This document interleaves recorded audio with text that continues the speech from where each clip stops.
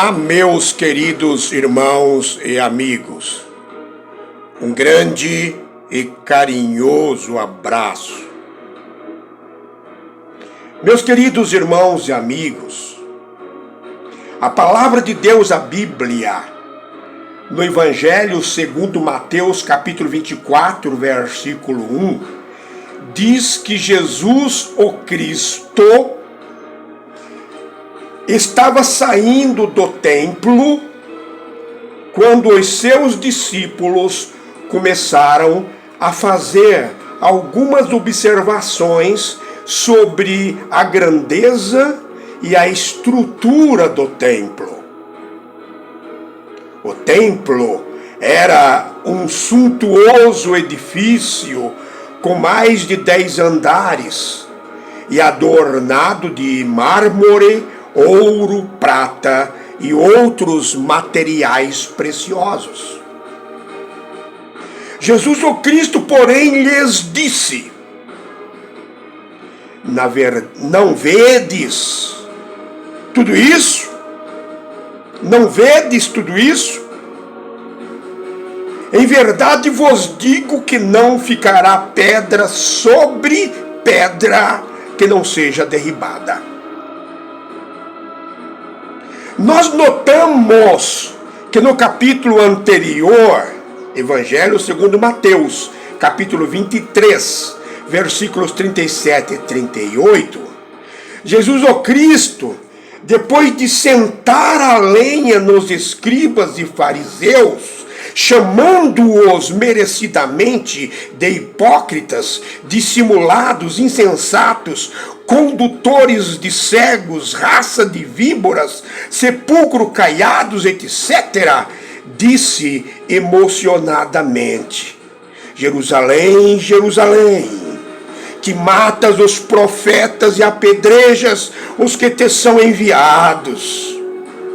Quantas vezes quis eu ajuntar os teus filhos, como a galinha ajunta os seus pintinhos debaixo das suas asas, e tu não quisestes. Eis que a vossa casa vai ficar deserta.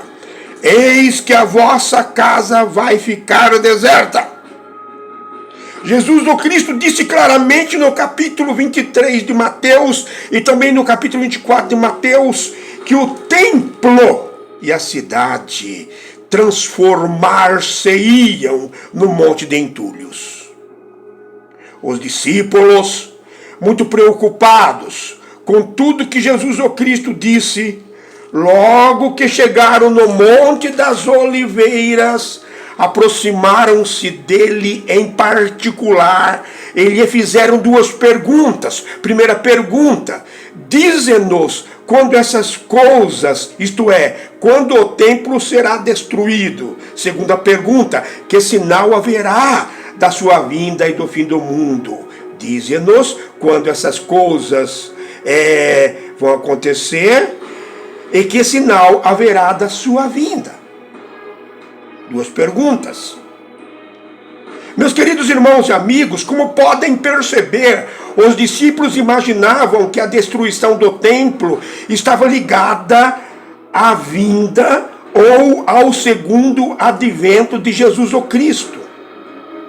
Então Jesus o Cristo, percebendo a confusão que estava na mente deles, e isso poderia atrapalhá-los, proferiu o grande sermão profético, começando com uma frase contundente: acautelai-vos e que ninguém vos engane.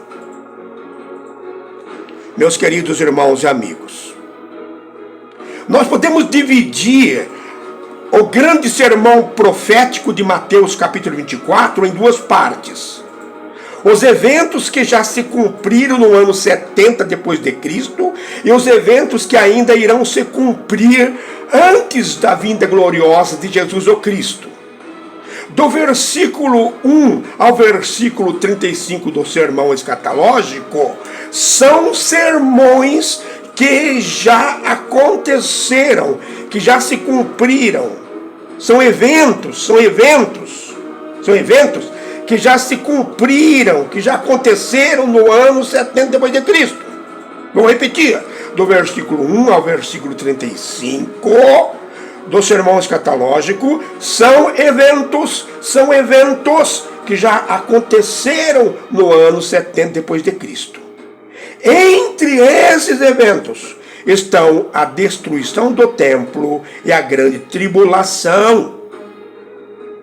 Do versículo 36 até o fim do capítulo, Jesus o Cristo fala sobre a sua segunda vinda.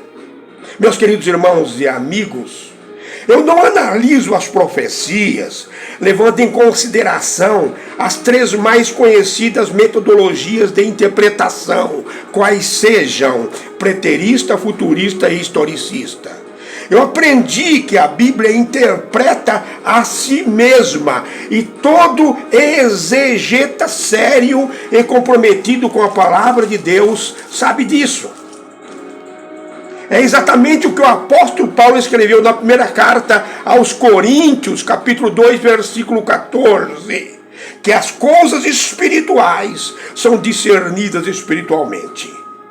Meus queridos irmãos e amigos, nós iremos fazer 3 estudos muito importantes sobre o grande sermão profético de Mateus capítulo 24.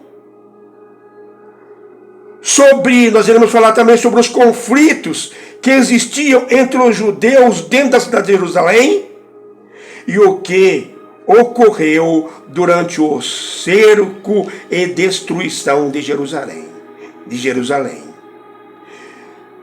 Iremos comentar detalhadamente e exaustivamente, versículo por versículo, para não ficar nenhuma dúvida. Acompanhe conosco, compartilha, se inscreva em nosso canal e dê o seu like. O nosso compromisso, queridos irmãos e amigos, é com a verdade, somente com a verdade. Hoje nós começaremos a falar sobre a grande tribulação, que é o assunto mais polêmico do grande sermão profético. Falaremos só sobre a grande tribulação por causa do tempo. Meus queridos irmãos e amigos, em abril do ano 70, faltando 3 dias para a Páscoa, 4 legiões romanas cercaram Jerusalém com 80.000 soldados sob o comando do general Tito. Os romanos levaram o que tinham de mais moderno e letal para o cerco, como catapultas, arietes, lança-chamas e torres de cerco. Os romanos calcularam tudo meticulosamente.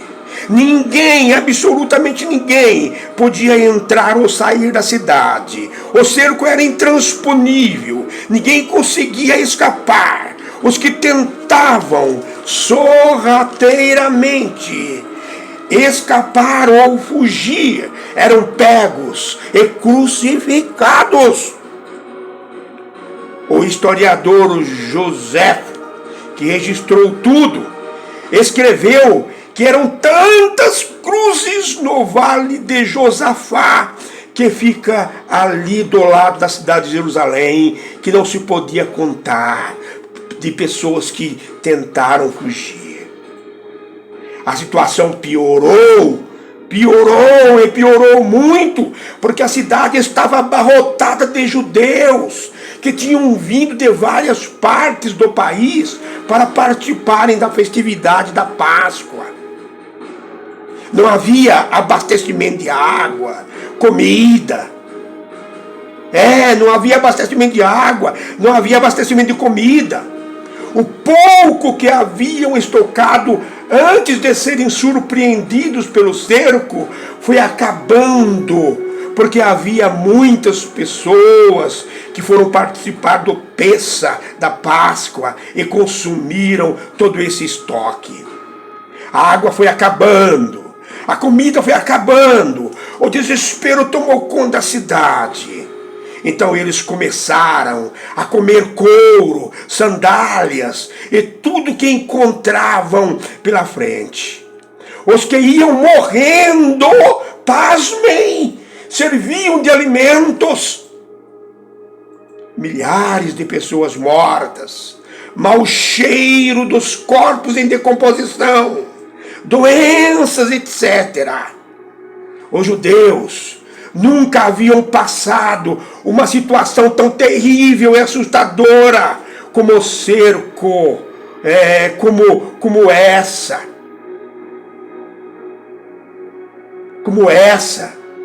Nem quando o rei Nabucodonosor cercou Jerusalém e levou milhares de pessoas cativas. O historiador judeu Flávio Joséfo, em seu livro Guerras Judaicas, diz que morreram mais de 1 milhão de judeus de fome, de sede, a espada e crucificados. Foi uma carnificina nunca vista pelos judeus. A palavra de Deus, no Evangelho segundo Lucas, capítulo 19, do versículo 41 ao versículo 44, diz que quando Jesus, o Cristo, se aproximava de Jerusalém, sabendo da destruição da cidade e da grande e terrível tribulação pela qual o seu povo passaria, se emocionou e chorou e disse com a voz embargada: como eu gostaria que hoje vocês compreendessem o caminho da paz. Agora, porém, isso está oculto aos teus olhos. Chegará o tempo, disse Jesus, em que os seus inimigos construirão rampas para atacar seus muros, e rodearão e apertarão o cerco por todos os lados, esmagará seus filhos, e não deixarão pedra sobre pedra, pois não reconheceram que Deus a visitou. Não reconheceram que Deus a visitou. Meus queridos irmãos e amigos, a vinda de Jesus o Cristo, mencionada nos 35 primeiros versículos de Mateus 24, é uma vinda em juízo contra Jerusalém. Isso é nítido, está bem claro. Por quê? Porque uma vinda em juízo? Porque não reconheceram que Deus, Jesus o Cristo, o visitou. E não reconheceram também, como ele sendo o Messias, tão esperado. E até hoje não o reconhecem como Messias e desprezam os seus ensinamentos e os ensinamentos apóstolos. Queridos irmãos e amigos, a maioria dos evangélicos afirmam que a grande tribulação ainda não aconteceu. Mas, se fizermos uma leitura atenta de Mateus capítulo 24 e outras passagens bíblicas, vamos chegar à conclusão que a grande tribulação já aconteceu no ano 70 depois de Cristo. É importante salientarmos que nem sempre a maioria está certa. Eu não me preocupo com isso. A igreja apóstata, que é a maior de todas, é também a mais errada de todas. Presta atenção e muita atenção. Jesus o Cristo, no Evangelho segundo Mateus, capítulo 24, versículo 34.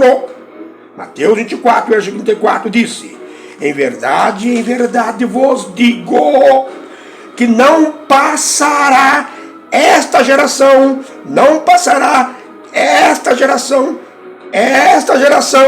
sem que todas estas coisas aconteçam. Jesus o Cristo está dizendo claramente que todas as palavras que foram ditas por ele até o versículo 34 se cumpririam dentro dos dias daquela geração. E termina essa primeira parte dizendo: os céus e a terra passarão, mas as minhas palavras não hão de passar. É como se dissesse: é isso tudo que vai acontecer, preparem-se. No capítulo 23, versículo 36 de Mateus, Jesus Cristo disse: em verdade vos digo que todas estas coisas hão de vir sobre esta geração.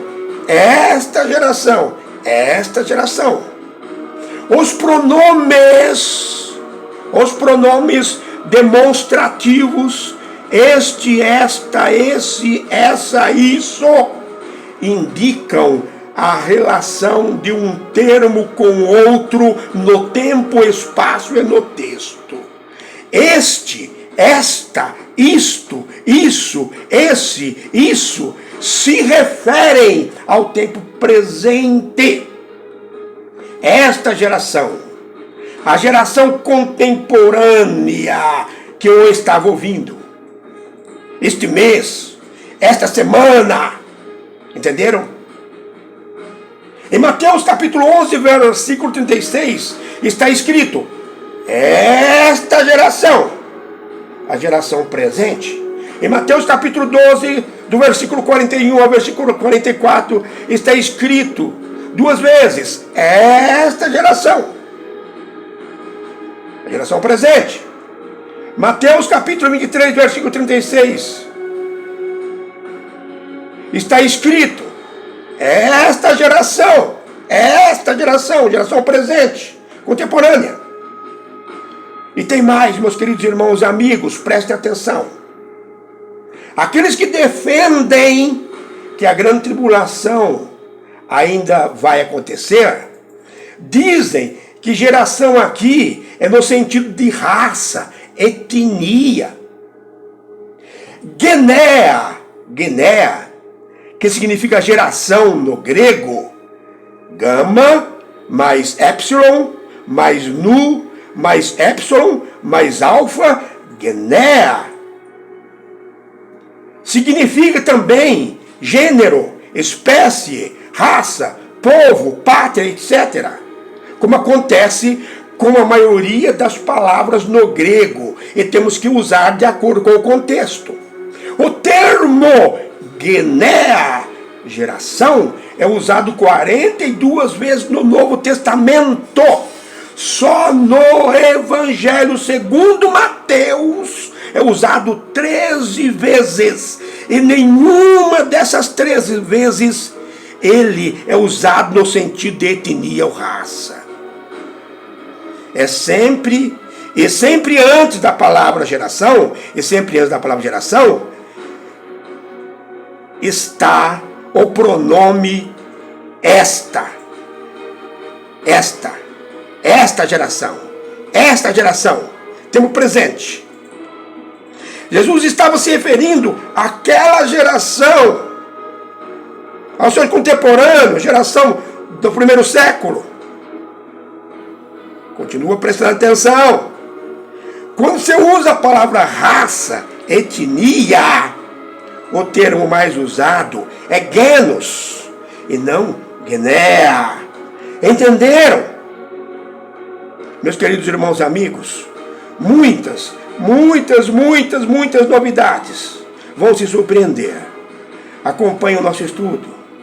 Vamos analisar o capítulo 24 de Mateus, versículo por versículo, detalhadamente. Vai ser um estudo muito proveitoso. Grande abraço, queridos irmãos e amigos. Deus abençoe grandemente e maravilhosamente a vida de todos os meus queridos irmãos e amigos.